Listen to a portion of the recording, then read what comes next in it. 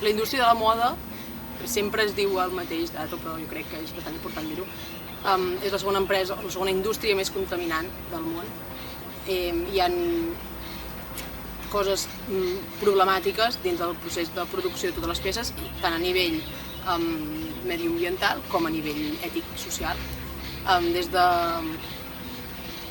productes tòxics a l'hora de cultivar les matèries primes, fins als primers residus que generen a l'hora de produir-se, fins a l'emissió de CO2 a l'hora de transportar tots aquests materials a nivell ambiental i a nivell social, sobretot, els baixos sous que hi ha a l'hora de producció, explotació infantil, vull dir, hi ha molta problemàtica que s'hauria de treballar.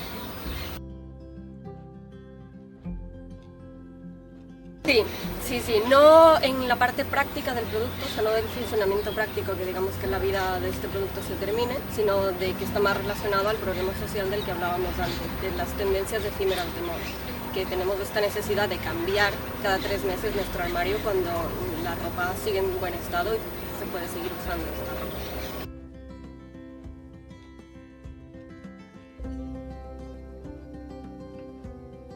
Està canviant.